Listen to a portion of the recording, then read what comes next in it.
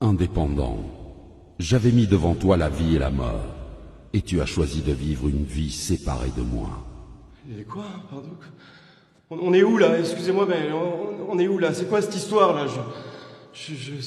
Ça existe pas tout ça, c'est un rêve ou quoi là? Je suis où là? Je t'avais envoyé des personnes te parler de Jésus, mais à cause de ton endurcissement de cœur et ton refus de changer, tu as persisté dans la mauvaise voie. Attendez, quelle mauvaise voie là? Quelle mauvaise voie? Attendez, j'ai fait plein de bonnes choses dans ma vie, moi.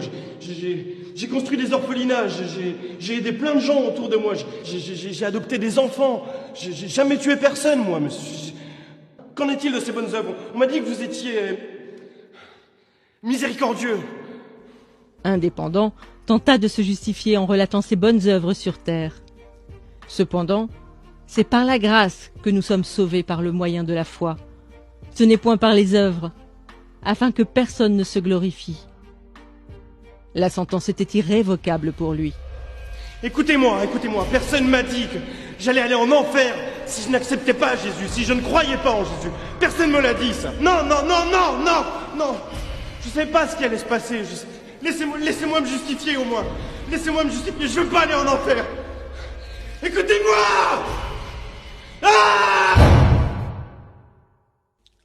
Hervé est mort d'insolation.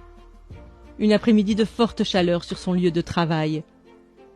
Quelques jours avant son décès, un jeune passant l'a évangélisé en lui remettant une carte oserjésus.com.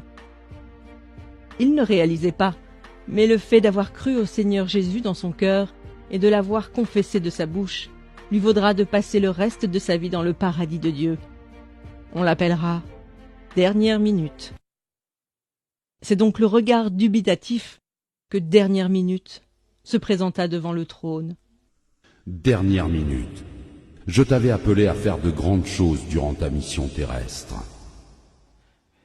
Mais je connais rien à tout ça, moi. J'ai croisé ce jeune dans la rue, il y a quelques semaines, qui m'a parlé de Jésus, qui m'a dit que Jésus est mort par amour pour moi, de mon identité en Christ. Et naturellement, j'ai cru à cette parole. Aujourd'hui, je suis là, mais je vous assure que si on m'avait dit ça plus tôt, j'aurais gagné énormément de temps dans ma vie. J'aurais accompli les plans qui étaient prévus pour moi. Pourquoi tous ceux qui croient en toi ne témoignent pas de leur foi? Pourquoi? En effet, quiconque invoquera le nom du Seigneur sera sauvé. Dernière Minute a fait le bon choix, peu de temps avant sa mort. En répondant à cet appel au cours de sa vie, son âme sera dans le repos pour l'éternité. Mais chacun recevra sa propre récompense, selon son propre travail. Voilà pourquoi les portes du paradis lui seront ouvertes, mais aucune récompense ne lui sera accordée. Éléonore est morte sur un lit d'hôpital lors d'une opération. Durant sa vie, elle a accepté Jésus et elle était zélée pour le Seigneur. Elle avait un titre important au sein de l'Église. Elle prêchait la parole constamment. Cependant, elle avait une relation adultère cachée avec un jeune frère de son Église. Elle a cru que le fait d'être utilisée par Dieu lui permettrait d'obtenir son passeport pour l'éternité. On l'appellera Double Vie. Double vie. Tu avais pourtant bien commencé la course. Pourquoi ton cœur s'est-il éloigné de moi? Mais Père, comment ça mon cœur s'est éloigné de toi? J'ai eu la foi en Jésus, j'ai cru en toi, j'ai engendré des jeunes filles dans la foi, j'ai fait mon ministère, Père. J'ai prié pour des malades, ils ont été guéris par ton nom, Seigneur. La parole de Dieu nous avertit qu'au jour du jugement, plusieurs personnes diront « Seigneur, Seigneur, n'avons-nous pas fait beaucoup de miracles par ton nom ?» Alors Dieu leur dira ouvertement « Je ne vous ai jamais connu. Retirez-vous de moi, vous qui commettez l'iniquité. » Le châtiment de double vie sera plus dur que celui d'indépendant, selon ce que Jacques avait annoncé, qu'il n'y ait pas parmi vous un grand nombre de personnes qui se mettent à enseigner, car ceux-là seront jugés plus sévèrement. Mais Père, je suis ta fille. Je veux pas aller en enfer. Non, s'il te plaît, va. Brigitte a été emportée par la mort dans son sommeil au crépuscule de ses vieux jours. Pendant toute sa vie, Elle s'est efforcée à être trouvée bon et fidèle serviteur avant d'affronter ce moment ô combien décisif.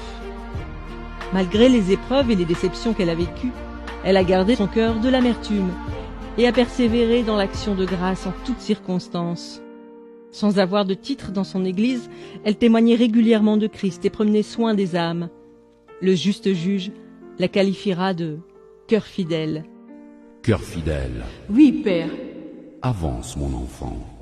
j'ai attendu ce moment toute ma vie. Ai-je manifesté les fruits que tu attendais? Ai-je été trouvé bon et fidèle? Si ce n'est pas le cas, je te demande sincèrement pardon. Selon qu'il est écrit, vous obtiendrez le salut de vos âmes au prix de votre foi. Cœur fidèle rejoindra le Père. Cependant, elle fut surprise de voir que Dieu l'avait appelée à mettre en place une multitude de choses, comme une fondation pour les femmes veuves de son pays. Merci, Seigneur. Merci, Seigneur. Merci. Ces histoires nous exposent à ce à quoi nous serons confrontés. Indépendant et peut-être tout simplement votre collègue ou votre voisin, à qui vous n'avez jamais parlé de Jésus. Il sera jeté dans le feu éternel qui a été préparé pour le diable et ses anges pour l'éternité. En réalité, par votre obéissance à l'évangélisation, un de vous aurait pu lui éviter cette fin tragique. Bien qu'étant sauvé, Dernière Minute versera tout de même des larmes de regret. N'ayant pratiqué aucune bonne œuvre que le Seigneur avait préparée pour lui, il n'obtient aucune récompense, mais sera sauvé comme au travers du feu. Beaucoup de croyants n'allant qu'à l'église le dimanche et n'œuvrant pas dans le ministère verseront des larmes ce jour-là. Malgré son service pour Dieu, Double Vie passera l'éternité dans les flammes de l'enfer, car on demandera beaucoup à celui qui a beaucoup reçu.